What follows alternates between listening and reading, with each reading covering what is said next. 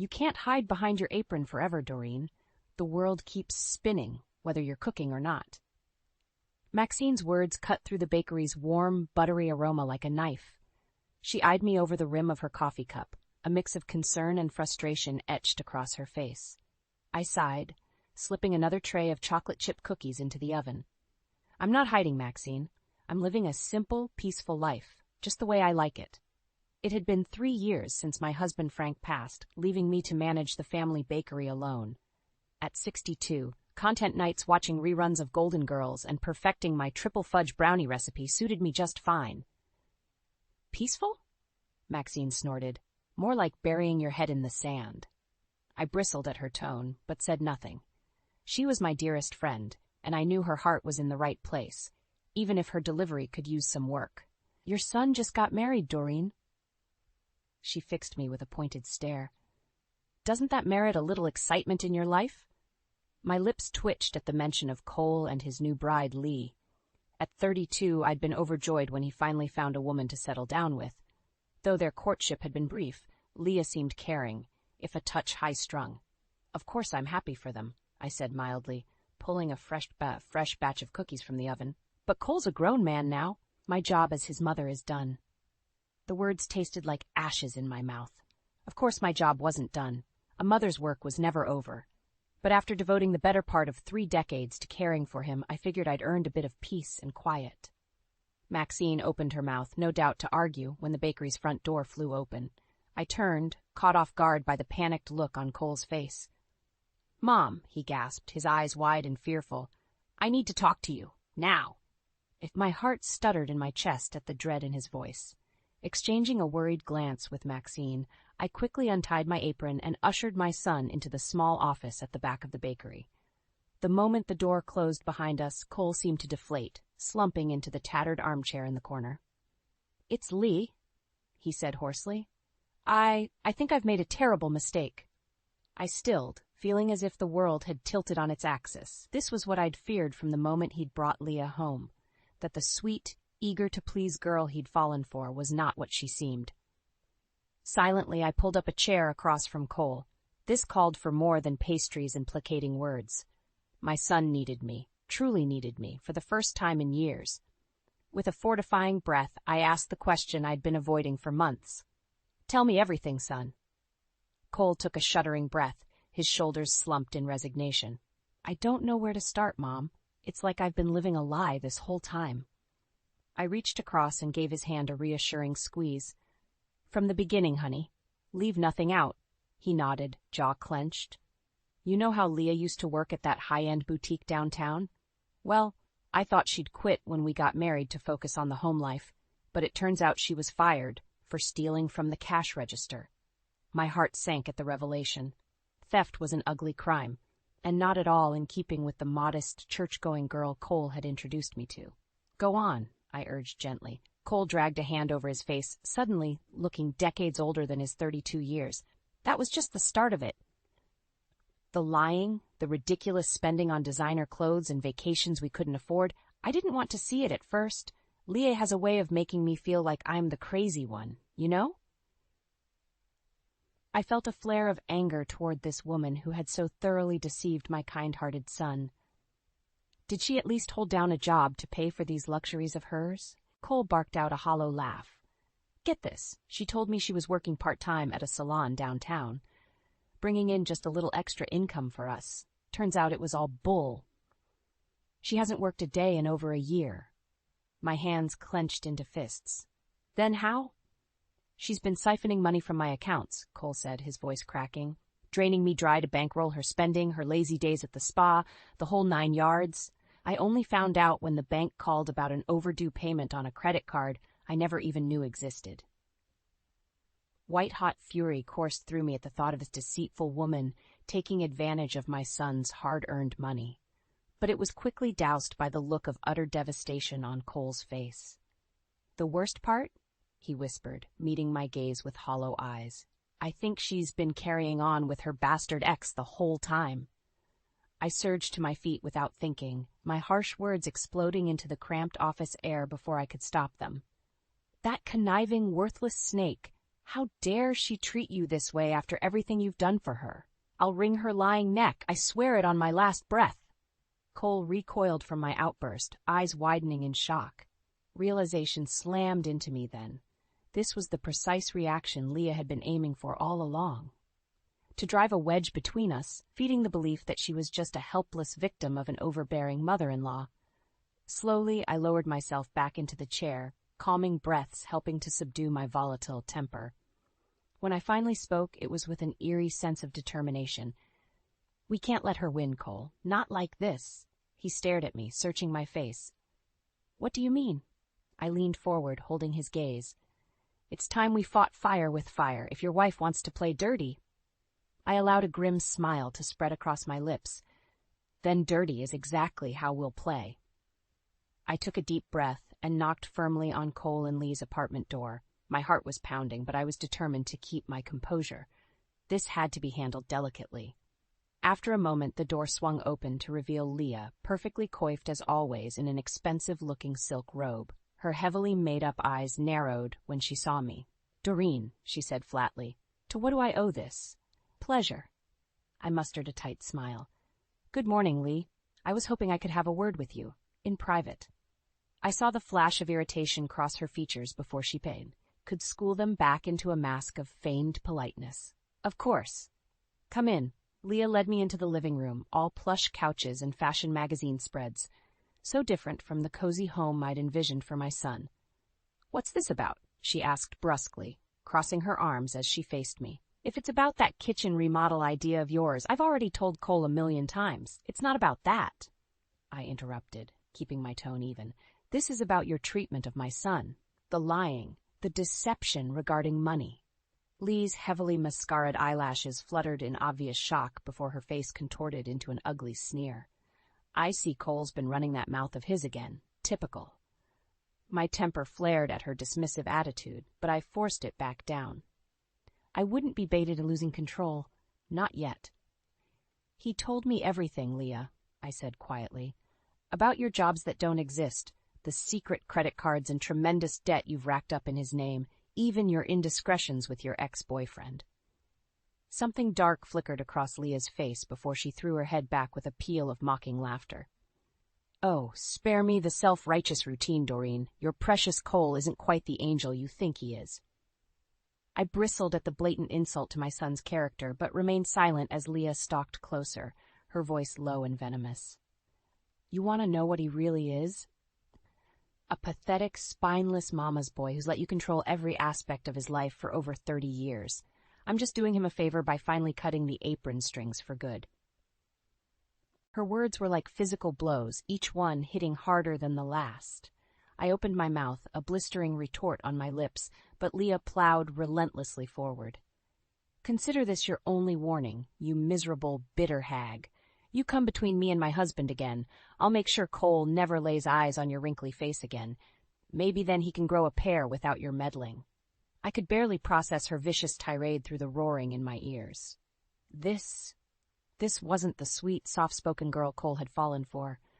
This was a vicious, soulless harpy, devoid of any conscience or empathy. Somehow I found my voice, mustering every ounce of conviction I could. "You're right about one thing," I said, holding Leah's smoldering glare. "This won't be over until Cole is free from your clutches forever. And mark my words." I leaned in until our faces were mere inches apart. "That's a promise." With that, I turned on my heel and stormed from the apartment, my head spinning. If Leah thought she could threaten me into submission, she had another thing coming. The gloves were officially off. I stormed out of Cole and Leah's apartment building, hands shaking with barely contained fury. How dare that vile woman speak to me that way? After everything I've sacrificed for my son over the years. As I climbed into my car, Cole's anguished face from our conversation yesterday flashed in my mind. The despair in his eyes, the slump of his shoulders under the immense weight of Leah's deception. It was an image seared into my brain. My sweet, trusting boy had been taken for a ride by a master manipulator. But I refused to let her win. Not while there was still breath in my body. The drive back to the bakery passed by in a blur. I was only vaguely aware of pulling into the lot and cutting the engine. My mind was racing, plotting my next moves. Well, how did it go? I looked up to see Maxine hurrying towards me from the bakery entrance, brow creased with concern. Right. I'd told her about my plan to confront Leah before going in this morning. Like you'd expect dealing with the she-devil herself, I muttered, sliding out of the car. She's even more unhinged than we thought, Max. Venomous doesn't even begin to cover it. Maxine's frown deepened as she fell into step beside me. I'm so sorry, Doreen, but you did the right thing trying to talk some sense into her. I barked out a harsh laugh. Talk sense into that black heart? Not a chance. She's got Cole completely snowed, made him believe her lies about being the real victim here. Maxine shook her head in disgust. What a piece of work. But don't let her shake your resolve, hon. That girl's not long for this world if you've got anything to say about it. A faint smile tugged at my lips at my friend's steely confidence. You're damn right about that. I'm not about to let that hellcat drag my son down any further. We reached the bakery doors and I paused, looking Maxine square in the eye. In fact, I'm just getting started. This is war, plain and simple. Maxine's eyebrows shot up. You sound like you've got something brewing in that devious mind of yours, Doreen. Do tell. Simple, I said grimly. We're going to gather up as much ammunition as we possibly can on that wretched snake. Financials, phone records, proof of her dalliances, the whole 9 yards. Build an absolutely airtight case against her. Understanding dawned across Maxine's features. So you can put the fear of God in her once and for all, I nodded curtly. Precisely. I'm going to back Leah into a corner, leave her with no choice but to come completely clean with Cole and face the consequences. Just see if she tries threatening my family again after that. Pushing through the bakery doors, I felt a steadiness wash over me, a sense of purpose and determination I hadn't felt in years. Leah may think she had me outmatched, but she was sorely mistaken. When it came to protecting the ones I loved most, I didn't just fight. I played to win at all costs. And woe be unto anyone who threatened my own. They were about to face the full, unbridled force of a mother's wrath. You're sure about this? I fixed Maxine with a steely gaze as we sat across from each other in her cramped dining room. Spread out on the table between us were phone records, bank statements, and even a couple of grainy photographs, the first fruits of our investigation into Leah's misdeeds. Of course I'm sure, I said firmly. Cole deserves to know the full truth about who he's married to, no matter how ugly it gets. Maxine worried her lower lip, shuffling through the damning paperwork. I'm not disagreeing with the motive, Doreen, but some of this stuff, she trailed off, shaking her head slowly. It paints one hell of an unsavory picture. My chest tightened as I remembered the cold, hard evidence we'd uncovered, like the phone records showing dozens of calls to a number traced back to Leah's smarmy ex-boyfriend, Rick, or the bank statements detailing repeated cash withdrawals in the thousands from Cole's accounts, far exceeding any reasonable personal expenses. And then there were the photographs, grainy shots taken by a private investigator of Leah and Rick entering a downscale motel together, their bodies pressed entirely too close for former flames. My stomach had roiled at the sight, mind reeling at the utter disrespect and betrayal. Unsavory doesn't begin to cover it, I said, mouth set in a grim line. That deceitful snake has been lying, cheating, and stealing from my son in broad daylight, using him as a veritable ATM to fund her tawdry affair and lazy lifestyle. Maxine sighed, leaning back in her chair. And you're sure Cole had absolutely no idea any of this was going on? I know he can be a bit naive at times. A muscle ticked in my jaw at her words. It was true. Cole's kind, trusting nature had always been a double-edged sword. He saw the good in everyone, often to his own detriment. Like his serial cheater father who'd abandoned us when Cole was just a boy, or the string of girlfriends in college who took advantage of his generosity until I finally knocked some sense into him. I shook my head, cursing the cruel fates that seemed to constantly put my son in the crosshairs of vile opportunists. Not a clue. He's hurting, Max, lost and utterly confused why his new bride would betray him like this. I won't let that witch keep manipulating him a day longer. Maxine held up her hands in surrender. Hey, I'm not judging here. You know I've got your back through anything, thick or thin. Her gaze hardened as she pulled a crumpled envelope from the depths of her robe pocket. Which is why I brought these too. She upended the envelope, spilling out a stack of glossy photos that I immediately recognized with a jolt of nausea. Several more shots of Leah and Rick in various states of undress, this time at what looked like a seedy club. "Jackpot," Maxine said with grim satisfaction.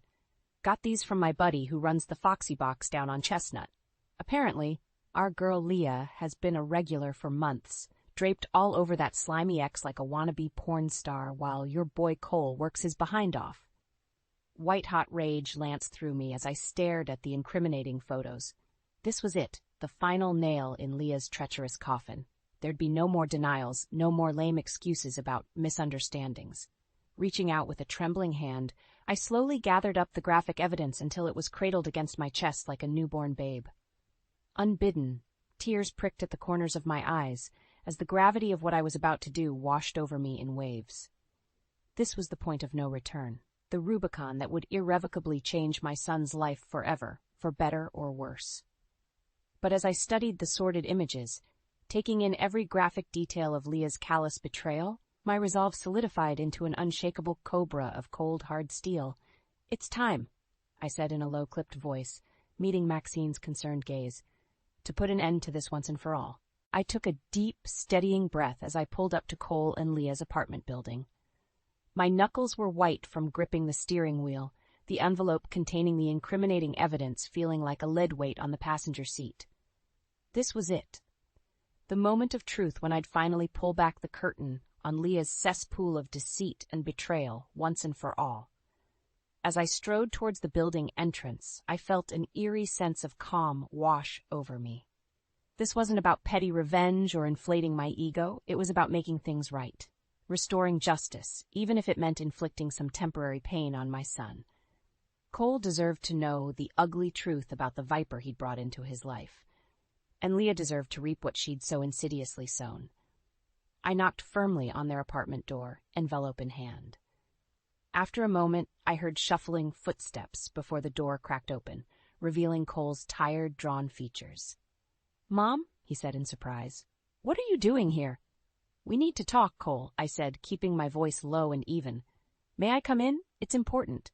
Cole hesitated for the briefest of moments before swinging the door open to admit me. As I stepped inside, I caught sight of Leah lounging on the sofa, idly flipping through a magazine. She arched one perfectly groomed eyebrow at me, a sneer already curving her ruby lips. Well, if it isn't Mother Dearest, back for another lecture." I ignored her jibe, turning to face Cole fully. "Son, what I'm about to show you won't be easy to see, but you need to know the complete, unvarnished truth about your wife and the depths of her depravity." Cole's brow creased in confusion. "What are you talking about?" "This." With a steady hand, I upended the envelope, spilling out the incriminating photos and documents across the coffee table in one fell swoop. Lee's mocking expression instantly transformed to one of abject horror. "No," she gasped, snatching up one of the glossy photos. "How did you get these?"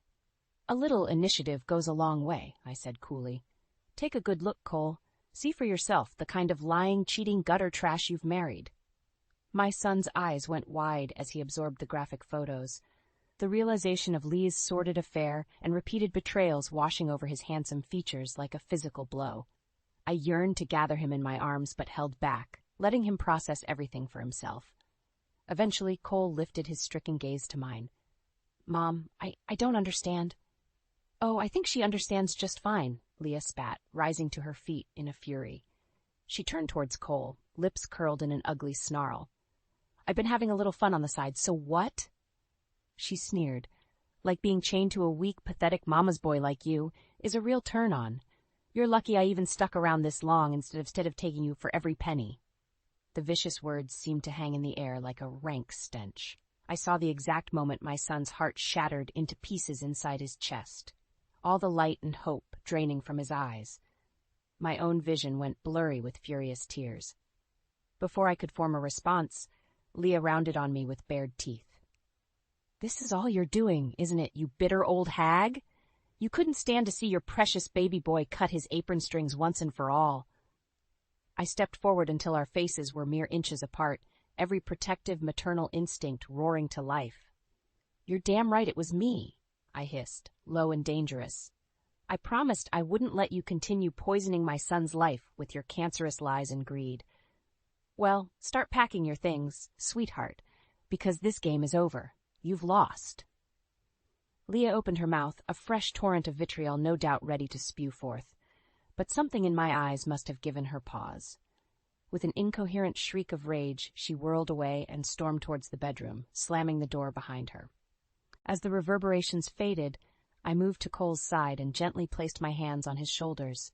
He was trembling faintly, staring down at the scattered evidence of his sham marriage. "I'm so sorry, my boy," I murmured, brushing away the tears streaking his cheeks. "But you deserve to know the truth, no matter how ugly. You deserve so much better." Cole lifted his gaze to mine, raw anguish swimming in his eyes. In that moment, I saw my little boy staring back at me, the sweet, sensitive child who'd idolized his father before the bastard took off, the young man who'd had his heart shattered into pieces time and again. "What do I do now, Mom?" he whispered, utterly bereft. I pulled him into a fierce embrace, cradling his head against my shoulder as I had so many times before. "You let it all out," I said fiercely, "and then we burn that godforsaken part of your life to the ground. Together." The days following my explosive confrontation with Leah were a hectic blur. Lawyers were consulted, custody of our beloved dog Biscuit was hotly debated, and paperwork for the divorce proceedings was filled out with pens that seemed dipped in acid. Through it all, Cole remained by my side in a daze, the life he thought he knew lying in smoldering ruins around him. Gone was the excited newlywed with a bright future ahead, replaced by a hollow-eyed specter simply going through the motions. I ached to see my son so utterly devastated, but a larger part of me couldn't help but feel relieved. As painful as this process was, it meant Leah's venomous grip was finally loosening for good. "You're doing the right thing, Cole," I told him one evening as we sat together on the battered couch, the turning gears of the old grandfather clock my only company. "As hard as it is to accept, she never truly loved you, just the idea of the life you could provide." Cole didn't respond at first, continuing to stare unseeingly at the framed photos displayed on the coffee table. Shots from happier times, when his grinning face was accompanied by the bright-eyed vision he thought was his soulmate. Eventually, he turned to face me, etched lines of misery carving canyons around his mouth and eyes. "I know you're right, Mom. Logically, I know you are," he said in a hoarse tone. "But it doesn't make this hurt any less, you know? Having all those memories, those intimate moments we shared just—" He trailed off, shaking his head bitterly. "It was all a goddamn lie." I felt my heart shatter anew, seeing the depth of his torment.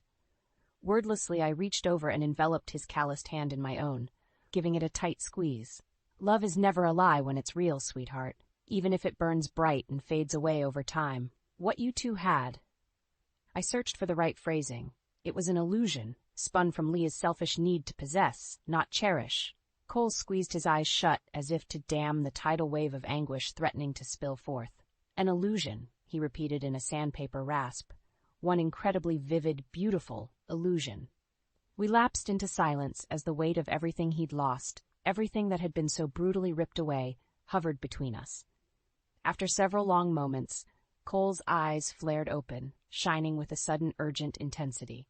"Mom, please," he entreated hoarsely, "tell me there's a light at the end of this nightmare, that the pain of feeling so gutted and worthless will pass someday." His voice cracked like spun glass.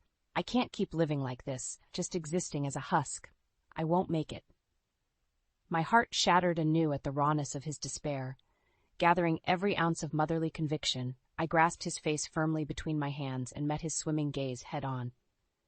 "Listen to me, Cole, and listen well," I said, keeping my voice low and controlled, despite the roiling tempest within. "What you're feeling now is entirely normal after being so cruelly deceived. You poured your heart and soul into loving someone, only for them to trample it into the dirt like garbage." Tears were streaming freely down his cheeks now, but he made no move to pull away or break eye contact. I pressed on, undeterred. "But that crushing agony you feel, it won't last forever, Cole. It can't, because you are so much stronger and braver than you give yourself credit for. My son survived losing his father when he was just a boy. He rebuilt his life from the ashes and thrived, and damn it, he will rise again from this, like a majestic phoenix from the flames. I pulled him into a fierce hug then, rocking us back and forth as I had when he was just a little boy. You will get through this darkness, my love, and your wretched excuse for a wife? I gave a humorless chuckle. Well, let's just say Karma is an irrefutable bitch. She hasn't escaped unscathed either. Cole trembled violently in my arms, unspent tears and shuddering gasps racking his body as the dam finally broke. I simply held him tighter, letting him purge every ounce of grief and betrayal in racking waves. And as his sobs finally began to ebb to sporadic hitches, I pressed a tender kiss to the crown of his head and murmured the solemn vow that had always sustained us. I'll never abandon you, Cole. A mother's love is forever, come what may.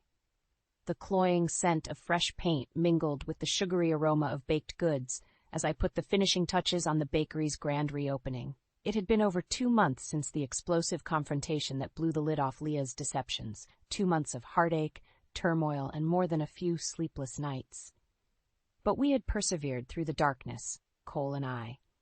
The divorce proceedings, though bitter, had ultimately been swift and decisive once the full extent of Leah's treachery came to light. Cole was awarded full custody of Biscuit, the car, and enough settlement money to stay afloat while he got back on his feet. As for his traitorous ex-wife, let's just say her tawdry deeds and love of the finer things hadn't endeared her to the judge. She'd slunk away from the courthouse in disgrace with little more than the overpriced clothes on her back. I shook my head in disgust, carefully wiping down the bakery's front counter for what felt like the 100th time. Lee didn't deserve another passing thought, not when Cole was finally emerging from the shadow of her poisonous influence.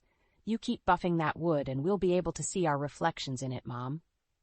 I turned with a start to see Cole grinning at me from the doorway, Biscuit cradled contentedly in his arms, a sight which, mere weeks ago, would have been unthinkable. You know how I am with first impressions, I said lightly, tossing the rag into the bin. I want this place looking spick and span for the first customers. Cole sauntered over, eyeing the warm, buttery tones of the newly renovated bakery with an appreciative gleam. You've really outdone yourself. It looks amazing. I waved him off. Pish-posh. I just wanted to put a fresh coat of paint on things, literally and figuratively. Turn over a new leaf, you might say. My gaze landed on Biscuit's furry head peeking out from the crook of Cole's elbow. Speaking of new leaves, how's my favorite co-pilot doing today? Biscuit's tail thumped energetically at the sound of my voice as I reached over to scratch behind his velvety ears. Cole's face fairly glowed with paternal pride and affection as he watched our interaction. We're doing just great, aren't we, buddy? Seems like Biscuit's thriving even more than I am out there in our new place. My eyebrows arched at this. Is that so? Do tell, Mr. Bachelor. I hadn't pried much about Cole's living situation following the move-out. I wanted to give him space to spread his wings in the wake of being so confined for those cursed 2 years with Leah. To my surprise, a faint blush colored Cole's cheeks as he averted his eyes almost shyly. Well, it's nothing too wild, honest. I've just been spending some time with this girl I met while out on a walk with Biscuit a few weeks back. Now it was my turn to raise an intrigued eyebrow. Oh, do go on. Cole cleared his throat, bouncing Biscuit absent-mindedly in his arms. Her name's Ava. Really sweet, loves animals, works over at that craft store by the mall. Despite his nonchalant tone, I could detect the hint of warmth entering his voice as he spoke about this mystery woman. My heart felt fit to bursting at the thought of my son's first romantic foray after his scorched earth divorce. And? I prodded gently, badly stifling a grin. Is she nice? Cole's flush deepened, but his lips twitched with a smile. Yeah, Mom, she's nice. More than nice, actually. He hesitated, seemingly struggling with how to put his feelings into words. You know, when I'm with Ava, I don't know, I can breathe easier, if that makes any sense. Like there aren't all these expectations or bars to clear constantly. She just lets me be me. My smile stretched into a full-blown grin at his boyish, almost bemused tone. Hearing him speak so tenderly of a woman again after the Leah debacle made my heart swell with hope. This time would be different. I could feel it in my very bones. Well, you'll simply have to introduce this remarkable young lady to your dear old mother sometime soon, won't you? I said lightly, giving Biscuit's chin one final scratch. "I'd love to meet the woman who's managed to make you smile like that again." Cole's expression sobered, but his eyes remained tender and warm. "You really want to meet her?" "Of course I do, silly boy," I chuckled, rounding the counter to draw him into a fierce hug, biscuit and all. "I want to meet anyone who brings that look of peace to your face after everything we've survived." I felt him relax into my embrace, tension seeping from his shoulders. "Thank you, Mom, for, well, everything." I patted his back firmly before releasing him. "No thanks necessary, son." That's what we do in this family. We persevere, no matter what hell is thrown our way. And maybe, I felt my own grin soften into a warm smile. Just maybe we've finally paid our dues, and nothing but blue skies are on the horizon. A melodic jingling cut through our moment as the bell above the bakery's front door sounded, signaling our first customers of the day. Cole and I shared one final, knowing look before he scooped up Biscuit and made for the kitchen. With a contented sigh, I turned to face the smiling couple, fresh-baked scones and a full pot of coffee at the ready. Whatever the future held, I knew one thing for certain. My family was whole again. And this time, not a damn thing was going to tear us apart.